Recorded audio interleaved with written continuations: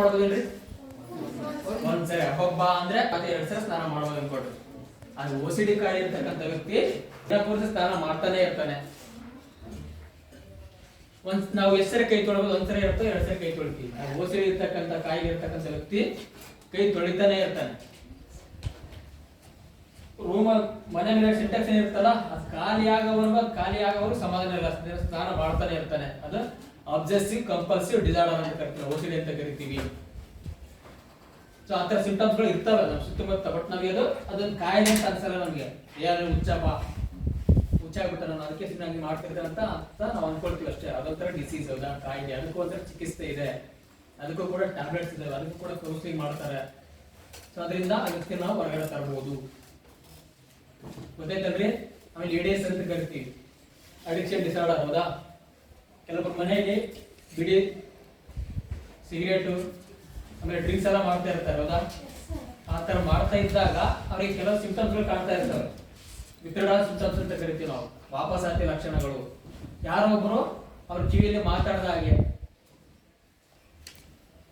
ಆಮೇಲೆ ಅಲ್ಲಿ ಯಾರು ಇರಲ್ಲ, ಹ್ಯಾಲುಸಿನೇಷನ್ ಅಲ್ಲಿ ಯಾರು ಇದಾರಪ್ಪ, ಅಲ್ಲಿ ಯಾರು ಕಾಣಿಸ್ತಿದಾರೆ ನನಗೆ. ಆಮೇಲೆ ವೈಬ್ರೇಟ್ ಆಗ್ತಿರ್ತಾವ ಕೈ ಕಾಲ, ನೋಡಿದ್ರಲ್ಲ. ಒಂದಿನ ಕುಡಿಯ ಸಿಗ್ಲಿಲ್ಲಪ್ಪ ಅಂದ್ರೆ ವೈಬ್ರೇಟ್ ಆಗ್ತಿರ್ತಾವ ಅವ್ರಿಗೆ. ಕುಡಿಯಕ್ ಸಿಗಲ್ಲ ಅಂದ್ರೆ ಅಗ್ರೆಸಿವ್ ಆಗ್ತಾರೆ, ಸಿಟ್ಟು ಬಂದ್ಬಿಡುತ್ತೆ ಅವ್ರಿಗೆ. ಆಗ್ಲೇ ದುಡ್ಡು ಕೊಡಿಲ್ಲ ಅಂದ್ರೆ ಮನೆಯವ್ರು ಹೊಡೆಯೋದಾಗ್ಲಿ, ಮಕ್ಳು ಹೊಡೆಯೋದಾಗ್ಲಿ ಆತರ ಮಾಡ್ತಾ ಇರ್ತಾರೆ. ಆತರ ಯಾಕೆ ಮಾಡ್ತಾ ಇರ್ತಾರೆ ಅಂದ್ರೆ ಅವ್ರು ಅಡಿಕ್ಷನ್ ಆಗಿರ್ತಾರೆ.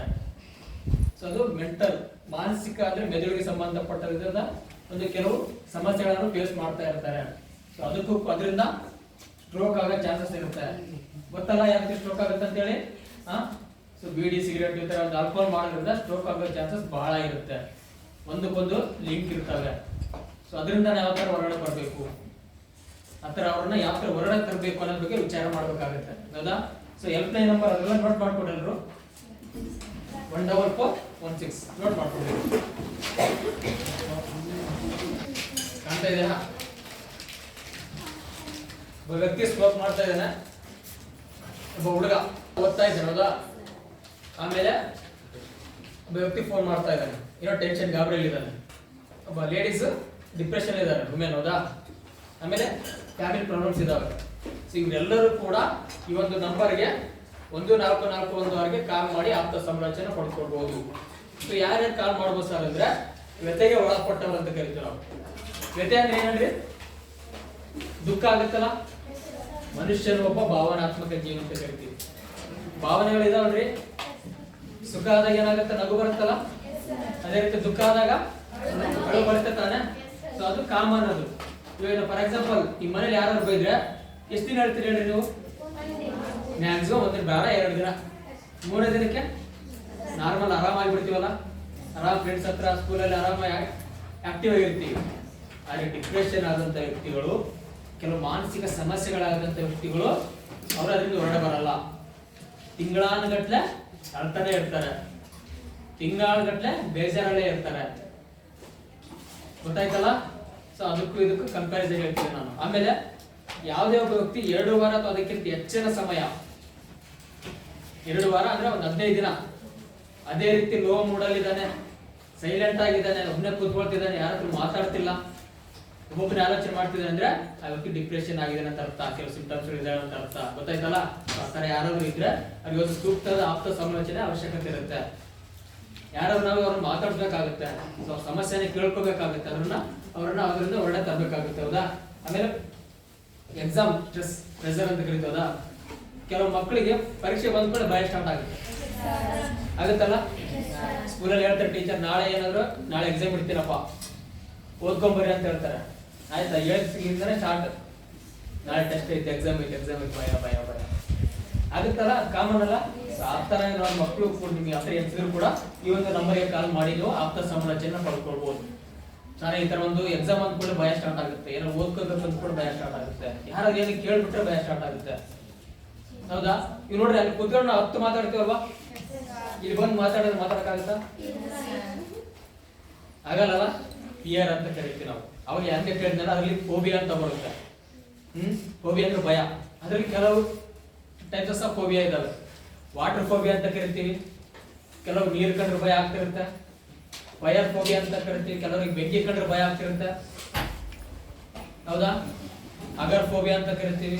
ಕೆಲವರು ಎತ್ತರ ಪ್ರದೇಶ ಗುಡ್ಡ ಅಂತ ಕರಿತೀವಲ್ವಾ, ಗುಡ್ಡಗಾಡು ಏನಾರ ಎತ್ತರ ಪ್ರದೇಶ ನೋಡಿ ಕೆಳಗೆ ನೋಡ್ಬಿಟ್ಟವ್ರಿಗೆ ಭಯ ಆದಂಗಾಗಿ ಮುಚ್ಚಿ ಬಿದ್ದೋಗ್ತಿರ್ತಾರೆ. ಕೆಲವ್ರಿಗೆ ಹಾಸ್ಪಿಟಲ್ ಫೋಬಿಯಾ ಅಂತ ಕರಿತೀವ, ಕೆಲವ್ರಿಗೆ ಆಸ್ಪತ್ರೆ ಹೋಗ್ಬೇಕಂದ್ರೆ ಭಯ ಆಗ್ತಿರುತ್ತೆ, ಆಗತ್ತಲ್ಲ. ಇಂಜೆಕ್ಷನ್ ಅಂದ್ರೆ ಭಯ ಬಿಡ್ತಾರೆ. ಸರ್ ಗುಳಿಗೆ ಕೊಟ್ಟು ಎಷ್ಟರ ಕೊಡ್ರಿ ಸರ್ ನುಗ್ತೀನ 10-20 ಕೊಡ್ರಿ ನುಗ್ತೀನಿ, ಇಂಜೆಕ್ಷನ್ ಮಾಡ್ಬಿಡ್ತಾರೆ. ಒಪ್ಕೊತೀರಲ್ಲ, ಅದು ಕೂಡ ಒಂಥರ ಫೋಬಿಯಾನೆ, ಹೌದಾ? ಆಮೇಲೆ ಆತ್ಮಹತ್ಯೆ ಆಲೋಚನೆಗಳು ನಾ ಹೇಳಿದ್ದಲ್ಲ ಅವಾಗಲೇ, ಡಿಪ್ರೆಷನ್ ಆದಂತ ವ್ಯಕ್ತಿ ಫಸ್ಟ್ ಬರ್ತಕ್ಕಂಥ ಆಲೋಚನೆ ಆತ್ಮಹತ್ಯೆ ಆಲೋಚನೆ. ನಾವು ಒಬ್ಬರನ್ನೇ ಹಂಗೆ ಬಿಟ್ಬಿಟ್ರೆ ವ್ಯಕ್ತಿ ಆತ್ಮಹತ್ಯೆ ಮಾಡ್ಕೊಳ್ಳೋ ಚಾನ್ಸಸ್ ಕೂಡ ಇರುತ್ತೆ. ಗೊತ್ತಾಯ್ತಲ್ಲ, ಅವ್ರನ್ನ ಮಾತಾಡ್ಸೋದಾಗ್ಲಿ. ಫಾರ್ ಎಕ್ಸಾಂಪಲ್ 4-5 ಜನ ಆಪ್ತ ಸ್ನೇಹಿತರ ಅಂತ ಹೇಳಿರ್ತೀವಲ್ವಾ, ಬಹಳ ಕ್ಲೋಸ್ ಆಗಿರ್ತೀವಪ್ಪ, ಯಾವಾಗ ನನ್ನ ಜೊತೆ ಇರ್ತಾನೋ ಸಡನ್ ಆಗಿ ಒಬ್ಬೊಬ್ರು ಓಡಾಡಕತ್ತೇನೆ, ನಮ್ ಜೊತೆ ಸೇರ್ತಾನೆ ಇಲ್ಲ, ನಮ್ ಜೊತೆ ಮಾತಾಡ್ತಾನೆ ಇಲ್ಲ, ಸುಮಾರು ಒಂದು 15 ದಿನ ಆಯ್ತು, ಅವನು ಹಂಪಾಡಿಗೆ ಅವನ ಇರ್ತಾನೆ, ಅವ್ರಿಗೆ ಚಿಂತೆ ಮಾಡ್ತಿದ್ದಾನೆ ಅಂದ್ರೆ ಅವ್ನು ಡಿಪ್ರೆಷನ್ ಆಗೋ ಚಾನ್ಸಸ್ ಇರುತ್ತೆ.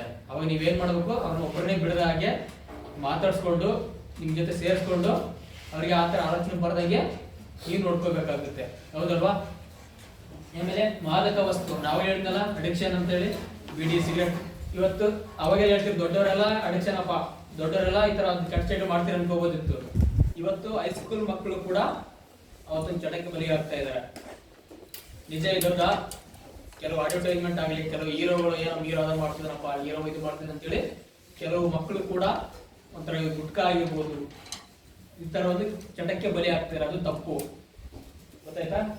ಆಮೇಲೆ ಸಂಬಂಧಗಳ ಸಮಸ್ಯೆ, ಫ್ಯಾಮಿಲಿ ಪ್ರಾಬ್ಲಮ್ಸ್, ಬ್ರೋಕನ್ ಫ್ಯಾಮಿಲಿ ಅಂತ ಕರಿತೀವಿ ನಾವು. ಡಿವೋರ್ಸ್ ಆಗಿರ್ತಾರಲ್ವಾ, ನೋಡ್ರಿ ಒಬ್ಬ ಗಂಡ ಒಬ್ಬ ಹೆಂಡತಿ ಡಿವೋರ್ಸ್ ಆಗಿದ್ದಾರೆ ಅನ್ಕೊಳ್ರಿ, ಆಟೋಮೆಟಿಕ್ ಆಗಿ ಅದು ಮಕ್ಕಳ ಮೇಲೆ ಪರಿಣಾಮ ಬೀರುತ್ತೆ. ಬೀರುತ್ತೆ ತಾನೆ? ಇದ್ದಾಗ ಅಪ್ಪ ಇದ್ದಾಗ ಅಮ್ಮ ಬೇರೆ ಬೇರೆ ಆಗಿದ್ದಾರೆ ಅಂದ್ರೆ ಅವ್ರ ಮಕ್ಕಳ ಮೇಲೆ ಅವ್ರು ತೋರ್ತಕ್ಕಂಥ ಪ್ರೀತಿ ಕಡಿಮೆ ಆದಾಗ ಆ ಮಕ್ಕಳು ಕೂಡ ಒಂದು ಮಾನಸಿಕ ಒಂದು ಚಿಂತೆಗೆ ಒಳಗಾಗ್ತಾರೆ. ಆಮೇಲೆ ಜ್ಞಾಪಕ ಶಕ್ತಿ ತೊಂದರೆ ಹೇಳೋರು. ಸೊ ಇದು ಮೇನ್ ಸ್ಟೂಡೆಂಟ್ಸ್ ಯಾಕೆ ಇಂಪಾರ್ಟೆಂಟ್ ಆಗುತ್ತೆ ಅಂದ್ರೆ, ಒಂದು ಏಕಾಗ್ರತೆ, ಆಮೇಲೆ ಜ್ಞಾಪಕ ಶಕ್ತಿ, ಎರಡು ಇಂಪಾರ್ಟೆಂಟ್ ಅಲ್ಲ ನಮ್ಗೆ ಮೇನ್ ಇವಾಗ. ಏಕಾಗ್ರತೆ ಏನಪ್ಪಾ ಅಂದ್ರೆ, ಒಬ್ಬ ಟೀಚರ್ ಏನೋ ಪಾಠ ಮಾಡ್ತಾರೆ ಅಂದ್ರೆ ನಮ್ಮ ಏಕಾಗ್ರತೆ ಕಾನ್ಸಂಟ್ರೇಷನ್ ಹೋಗಲ್ಲ ಅಲ್ಲಿಗೆ. ಎಲ್ಲಿರುತ್ತೆ? ಹೊರಗಡೆ ಗ್ರೌಂಡ್ ಅಲ್ಲೋ ಮನೇಲಿ ಏನ್ ಅಡಿಗೆ ಮಾಡಿದಾರೋ, ಮನೇಲಿ ಏನ್ ಮಾಡಿದ್ರು ಅಂತೇಳಿ ಆ ಕಡೆ ಎಲ್ಲ ಆಲೋಚನೆ ಮಾಡ್ತಾ ಇರ್ತದ. ಸೊ ಏಕಾಗ್ರತೆ ಕೊರತೆ ಮಕ್ಕಳಿಗೆ ಸಮಸ್ಯೆ ಇರುತ್ತೆ. ಸೊ ಅವರು ಕೂಡ ಈ ನಮಗೆ ಕಾಲ್ ಮಾಡಿ ಆಪ್ತ ಸಮಸ್ಯೆ ಪಡ್ಕೋಬಹುದು. ಸರ್ ನಾನು ಕ್ಲಾಸ್ ಆಗಿ ಕೂತಿದ್ರೆ ಇನ್ನೊಂದು ಆಲೋಚನೆ ಬರುತ್ತೆ, ಒಂದ್ ಕಡೆ ಮೈಂಡ್ ಸ್ಟೇಬಲ್ ಆಗಿರಲ್ಲ, ಹೌದಾ? ಆ ತರ ಹೇಳಿದಾಗ ನಿಮಗೆ ಸೂಕ್ತ ಒಂದು ಸಲಹೆಯನ್ನ ನೀಡ್ತಾರೆ ಅವರು. ಆಮೇಲೆ ಜ್ಞಾಪಕ ಶಕ್ತಿ ಹೇಳಿದಲ್ಲ, ಸರ್ ಹೇಳಿರ್ತಾರೆ ಇವತ್ತು ಓದ್ಕೊಂಡ್ರೆ ನಾಳೆ ಏನು ಕ್ವಶನ್ ಕೇಳ್ತೀವಿ ಅಂತ ಹೇಳಿ, ನೀವು ಹೋಗಿರ್ತೀರಿ ಮನೆಯಲ್ಲಿ ಓದ್ಕೊಂಡಿರ್ತೀರಿ, ಕನಿಷ್ಠ ಒಂದು 2-3 ತಾಸು ಕಂಟಿನ್ಯೂ ಓದಿರ್ತೀರಿ. ಬೆಳಗ್ಗೆ ಒಂದ್ ಕೂಡಲೇ ಟೀಚರ್ ಕೇಳಿದಾಗ ನೆನಪಾಗತ್ತಾ? ಓದಿರ್ತೀರಲ್ವಾ? ಓದಿರ್ತೀವಿ ಬಟ್ ನೆನಪಾಗಲ್ಲ. ಅದಕ್ಕೆ ಹೇಳ್ತಿರೋ ಜ್ಞಾಪಕ ಶಕ್ತಿ ಕೊರತೆ ಅಂತ ಹೇಳ್ತೀವಿ. ಆಲ್ಮೋಸ್ಟ್ ಟೀಚರ್ಸ್ ಅಲ್ಲಿ ಹೇಳ್ತಾರೆ ಹೌದಾ, ಎಷ್ಟು ಓದಿದ ಅನ್ನೋದಕ್ಕಿಂತ ಇಷ್ಟನ್ನು ಅರ್ಥ ಮಾಡ್ಕೊಂಡು ಓದಿದ ಅನ್ನೋದು ಇಂಪಾರ್ಟೆಂಟ್. ಅರ್ಥ ಮಾಡ್ಕೊಂಡು ಓದಿರಿ ಅಂತ ಹೇಳ್ತಿರ್ತಾರಲ್ಲ, ಸೊ ಅದನ್ನ ನಾವು ಫಾಲೋ ಅಪ್ ಮಾಡ್ಬೇಕಾಗುತ್ತೆ. ಅರ್ಥ ಮಾಡ್ಕೊಳ್ಳೋದ್ರ ಬಗ್ಗೆ ವಿಚಾರ ಮಾಡ್ಬೇಕಾಗುತ್ತೆ. ಆಮೇಲೆ ಒಂದ್ ಅರ್ಥ ಮಾಡ್ಕೊಡ್ರಿ, ಎಫರ್ಟ್ ಇಸ್ ಬಹಳ important. Effort is more important, ಬಹಳ ಅಂದ್ರೆ ಬಹಳ ಇಂಪಾರ್ಟೆಂಟ್ ಆಗುತ್ತೆ. ಮಂತ್ರಕ್ಕೆ ಮಾವಿನಕಾಯಿ ಉದುರಲ್ಲ ಅಂತ ಕೇಳಿದೀವ ಮಾತ್ರ ಅರ್ಥ ಹೇಳ್ರಿ. ಮಂತ್ರಕ್ಕೆ ಮಾವಿನಕಾಯಿ ಉದುರಲ್ಲಪ್ಪ. ಇವಾಗ ನಿಮ್ ಗ್ರೌಂಡ್ ಅಲ್ಲಿ ಮಾವಿನ ಗಿಡ ಇದೆ ಅನ್ಕೊಡ್ರಿ, ಮಾವಿನ ಗಿಡ ಇದೆ, ಅದರಲ್ಲಿ ಮಾವಿನಕಾಯಿ ಇದೆ, ನಾನು ಅದನ್ನ ತಿನ್ಬೇಕು. ಏನ್ ಮಾಡ್ಬೇಕಾಗುತ್ತೆ? ನಾನು ಕಲ್ಕಲ್ ಹೊಡಿಬೇಕಲ್ವಾ? ನಾನು ಇಲ್ಲಿಂದ ಅಲ್ಲಿಗೆ ಹೋಗ್ಬೇಕು, ಅಲ್ಲಿ ಕಲ್ಲು ಹುಡ್ಬೇಕು, ಹೊಡಿಬೇಕು, 1 ಸರಿ 2 ಸರಿ 3 ಸರಿ ಹೊಡಿಬೇಕು, ಹಣ್ಣು ಬಿದ್ಮೇಲೆ ತಿನ್ಬೇಕು. ನಾ ಇಲ್ಲೇ ಕೂತ್ಕೊಂಡು ಅಲ್ಲಿ ಮಾವಿನ ಗಿಡ ನೋಡ್ಕೊಂಡು ನಾನು ಹಣ್ಣು ಬೇಕು ಸಿಗುತ್ತೇನಪ್ಪ? ಅಸಾಧ್ಯ ಅಲ್ಲ. ಅಂದ್ರೆ ಒಂದು ಮಾವಿನಕಾಯಿ ತಿನ್ಬೇಕಂದ್ರೆ ಅಷ್ಟು ಎಫರ್ಟ್ ಹಾಕ್ಬೇಕಲ್ಲ ನಾವು. ಸರ್ ನಮ್ಗೆಲ್ಲ ಡ್ರೀಮ್ಸ್ ಇದಾವಲ್ಲ. ಇವಾಗ 9th ಅಲ್ವಾ ನೀವು? ನಾನು ನೆಕ್ಸ್ಟ್ 10th ಹೋಗ್ಬೇಕು, 10th ಹೋಗಿ ಒಳ್ಳೆ ಮಾರ್ಕ್ಸ್ ತೆಗಿಬೇಕು, ಸ್ಕೋರ್ ತೆಗಿಬೇಕು, ನೆಕ್ಸ್ಟ್ PUC ಓದ್ಬೇಕು, ಡಿಗ್ರಿ ಓದ್ಬೇಕು, ಒಳ್ಳೆ ಒಂದು ಜಾಬ್ ತಗೋಬೇಕು. ಇಷ್ಟು ಜನ ಕೂತಿದಾರೆ ಅಂದ್ರೆ ಎಷ್ಟು ಜನ ಡಾಕ್ಟರ್ಸ್ ಆಗ್ತಿರೋ, ಎಷ್ಟು ಜನ ಪೊಲೀಸ್ ಡಿಪಾರ್ಟ್ಮೆಂಟ್ ಹೋಗ್ತಿರೋ, ಎಷ್ಟು ಜನ ಲಾಯರ್ಸ್ ಆಗ್ತಿರಲ್ವಾ? ಇದೇನಾ ನಂಬಿಕೆ? ಇರ್ಲೇಬೇಕು, ಹೌದಾ? ಕಂಪಲ್ಸರಿ. ಇಲ್ಲ ಸರ್ ನಾ ಬಂದೆ ಓದೆ ಅಂದ್ರೆ ಆಗೋದೇ ಇಲ್ಲ. ಯಾಕಂದ್ರೆ ಇದು ಕಾಂಪಿಟೇಷನ್ ಸ್ಪರ್ಧಾತ್ಮಕ ಜಗತ್ತು. ಇವತ್ತು ನಾವು ಮಲ್ಕೊಂಡ್ರೆ ಜಗತ್ ಮಲಗಿರಲ್ಲ, ಓಡ್ತಾನೆ ಇರುತ್ತೆ. ಅವಾಗೆಲ್ಲ 10 ಜಾಬ್ ಕಾಲ್ಫಾರ್ಮ್ ಮಾಡಿದ್ರೆ 5 ಜನ ಅಪ್ಲಿಕೇಶನ್ ಹಾಕೋರು, ಇನ್ನ 20 ಖಾಲಿ ಇರೋವು. ಇವಾಗ ಪ್ರೆಸೆಂಟ್ ಹೆಂಗಿದೆ ಅಂದ್ರೆ 10 ಜಾಬ್ ಕಾಲ್ಫರ್ ಮಾಡಿದ್ರೆ 10,000 ಜನ ಅಪ್ಲಿಕೇಶನ್ ಆಗ್ತಾ ಇದ್ದಾರೆ ಅವತ್ತು. ನಿಮ್ಮ ಅಣ್ಣವರು ಅಕ್ಕವ್ರು ಇರ್ತಾರ ಮನೇಲಿ ಕೇಳ್ಬಿಡ್ರಿ ಸ್ವಲ್ಪ. ಅಷ್ಟು ಕಾಂಪಿಟೇಷನ್ ಇದೆ ಅಂದ್ಮೇಲೆ ನಾವು ಅದ್ರ ತಕ್ಕಂಗೆ ಓಡ್ತಾನೆ ಇರ್ಬೇಕು. ಇಲ್ಲ ಸರ್ ಓದ್ರ ಬಂತು ಬಿಟ್ರು ಬಂತು ನಡೆಯುತ್ತೆ ಅನ್ಕೊಂಡ್ರಿ ಅನ್ಕೊಡ್ರಿ, ಇವಾಗ ಆರಾಮ್ ಅನ್ಸುತ್ತಾ? ನಾವ್ ಹೇಳಿದ್ನಲ್ಲ ಆಲಸ್ಯ ಅಮೃತ ವಿಷಯ ಅಂತೇಳಿ ಇವಾಗ ಆರಾಮ್ ಅನ್ಸುತ್ತಾ? ಮುಂದೆ ನಾವೇ ಇದನ್ನ ಪ್ರಾಬ್ಲಮ್ನ ಫೇಸ್ ಮಾಡ್ಬೇಕಾಗತ್ತೆ, ಗೊತ್ತಾಯ್ತಲ್ಲ? ಸೊ ಅದಕ್ಕೆ ನನ್ನ ಡ್ರೀಮ್ಸ್ ನ ಅಚೀವ್ ಮಾಡಬೇಕು, ನನ್ನ ಕನಸುಗಳನ್ನ ಈಡೇರಿಸ್ಕೋಬೇಕಂದ್ರೆ ನಾವು ಓದಿನ ಕಡೆಗೆ ಗಮನ ಹರಿಸ್ಬೇಕಾಗತ್ತೆ. ಜವಾಬ್ದಾರಿ ಗೊತ್ತಲ್ಲ ನಮ್ಗೆ, ಮನೇಲಿ ಅಪ್ಪಾಜಿ ಜವಾಬ್ದಾರಿ ಏನಂದ್ರೆ ದುಡಿಬೇಕಲ್ವಾ, ಹೊರಡ ಹೋಗ್ಬೇಕು, ದುಡ್ಕೊಂಬರ್ಬೇಕಲ್ಲ ಅಪ್ಪಾಜಿ ಜವಾಬ್ದಾರಿ. ಅಮ್ಮನ ಜವಾಬ್ದಾರಿ ಏನು? ಮನೆಯಲ್ಲಿ ಅಡಿಗೆ ಮಾಡಬೇಕು, ನಮ್ಮನ್ನ ನೋಡ್ಕೋಬೇಕು, ಅಪ್ಪಾಜಿ ಎಲ್ಲ ನೋಡ್ಕೋಬೇಕು. ಸೊ ನಮ್ ಜವಾಬ್ದಾರಿ ಏನು? ಓದ್ಕೋಬೇಕಲ್ವಾ? ಮತ್ ಬೇರೆ ಜವಾಬ್ದಾರಿ ಕೊಟ್ಟಿದ್ರೆ ಮನೆಯಲ್ಲಿ ಏನು ಹೊರಗಡೆ ಹೋಗ್ಬೇಕು ನುಡ್ಕೊಂಬಂದಿ ಅಂತ ಹೇಳಿ ಇರಲ್ಲ. ಚೆನ್ನಾಗಿ ಬರ್ಬೇಕು, ಓದ್ಬೇಕು, ಒಳ್ಳೆ ರಿಸಲ್ಟ್ ತೆಗಿಬೇಕು, ನಮ್ಮ ಡ್ರೀಮ್ಸ್ ನ ಅಚೀವ್ ಮಾಡ್ಬೇಕಷ್ಟೇ. ಅದಲ್ವಾ? ಅದರಿಂದ ನಮ್ಮ ಜವಾಬ್ದಾರಿ ನಿರ್ವಹಿಸ್ಕೊಂಡು ಹೋದ್ರೆ ಅಷ್ಟೇ ಸಾಕು, ಮತ್ತೆ ಬೇರೆ ಅನಾವಶ್ಯಕ ವಿಚಾರಗಳು ಬೇಡ. ಈ ಆದಾಯ ಇರೋದರಲ್ಲಿ ಕೆಲವು ಮಾನಸಿಕ ಇದರಿಂದಾಗಿ ಬೇರೆ ಬೇರೆ ಕೆಟ್ಟ ಇದ್ರ ಕಡೆ ಮನಸ್ಸು ಓದಿಸ್ತಾ ಇರ್ತದ. ಅದನ್ನ ವಿಚಾರ ಮಾಡೋದನ್ನ ಬಿಟ್ಟು ಒಳ್ಳೆಯ ಕಡೆಗೆ ಗಮನ ಹರಿಸಬೇಕಾಗುತ್ತೆ, ಗೊತ್ತಾಯ್ತಲ್ರಿ? ಸೊ ಈ ಒಂದು ನಂಬರ್ ಬೇರೆ ಐಡಿಯಾ ಅಂತ. ಸೊ ಈ ನಂಬರ್ ಯಾವ ರೀತಿ ಕಾಲ್ ಮಾಡ್ಬೇಕು ಸರ್ ಅಂದಾಗ, ಎಲ್ಲಾರ ಮನೇಲಿ ಫೋನ್ ಇದೆ ಅಲ್ವಾ? ಮನೆಗೆ ಹೋದ್ ಕೂಡಲೇ ಫೋನ್ ತಗೊಳ್ರಿ, ಈ ನಂಬರ್ ಡಯಲ್ ಮಾಡ್ರಿ. ಡಯಲ್ ಮಾಡಿದ ಕೂಡಲೇ ಅವ್ರು ಲ್ಯಾಂಗ್ವೇಜ್ ಸೆಲೆಕ್ಟ್ ಕೇಳ್ತಾರೆ. ನೀವು ಏರ್ಟೆಲ್ ಕಂಪ್ನಿ, ಜಿಯೋ ಕಂಪ್ನಿಗೆ ಫೋನ್ ಮಾಡಿರ್ತೀರಲ್ವಾ? ಫೋನ್ ಮಾಡಿದ ಕೂಡಲೇ ಅವರು ಲ್ಯಾಂಗ್ವೇಜ್ ಸೆಲೆಕ್ಟ್ ಕೇಳ್ತಾರೆ. ನೀವು ಕನ್ನಡಕ್ಕಾಗಿ 1 ಒತ್ತಿ, ಇಂಗ್ಲೀಷಾಗಿ 2 ಒತ್ತಿ, ಹಿಂದಿಯಾಗಿ 3 ಒತ್ತಿ ಅಂತ ಕೇಳ್ತಾರಲ್ವಾ? ನಿಮ್ಗೆ ಯಾವ್ದು ಕಂಫರ್ಟ್ ಆಗುತ್ತಪ್ಪ? ಕೆಲವರು ಹಿಂದಿ ಮಾತಾಡ್ತೀರಾ, ಹಿಂದಿ ಸೆಲೆಕ್ಟ್ ಮಾಡಿ. ಆಲ್ಮೋಸ್ಟ್ ಎಲ್ಲರೂ ಕನ್ನಡ ಅಲ್ವಾ? ಕನ್ನಡಕ್ಕಾಗಿ 1 ಒತ್ತಿ ಅಂತಾರೆ, ಕನ್ನಡಕ್ಕೆ 1 ಒತ್ತಿ. ನಿಮ್ಮ ಡೀಟೇಲ್ಸ್ ಕೇಳ್ತಾರೆ, ನನ್ನ ಹೆಸರು ಹೇಳ್ಬೋದು. ಇಲ್ಲಪ್ಪ ನನ್ನ ಹೆಸರು ಹೇಳಕ್ ಇಷ್ಟ ಇಲ್ಲ ಅಂದಾಗ ಬೇರೆ ಹೆಸರು ಹೇಳ್ಬೇಕು. ಅಂದ್ರೆ ಹೆಸರು ಅವ್ರಿಗೆ ನಿಮ್ಮ ಹೆಸರು ಇಂಪಾರ್ಟೆಂಟ್ ಅಲ್ಲ, ನಿಮ್ಮ ಸಮಸ್ಯೆ ಇಂಪಾರ್ಟೆಂಟ್. ಹೌದಾ? ನೀವೇನ್ ಕೇಳ್ತಿರೋದು ಇಂಪಾರ್ಟೆಂಟ್. ಸೊ ನಿಮ್ಮ ಹೆಸರು ಫೇಕ್ ಹೇಳ್ಬೋದು, ಸುಳ್ಳು ಹೇಳ್ಬೋದು. ಆಮೇಲೆ ನಿಮ್ಮ ಹೂವಿನಡಗಲಿ ತಾಲೂಕು, ವಿಜಯನಗರ ಜಿಲ್ಲೆ, ಗೊತ್ತಾಯ್ತಲ್ರಿ? ಅರ್ಥ ಆಗುತ್ತಾನೆ ಹೇಳ್ತಿರೋದಲ್ಲ? ಹೂವಿನಡಗಲಿ ತಾಲೂಕು, ವಿಜಯನಗರ ಜಿಲ್ಲೆ ಅಂತ ಹೇಳ್ಬೇಕಾಗುತ್ತೆ.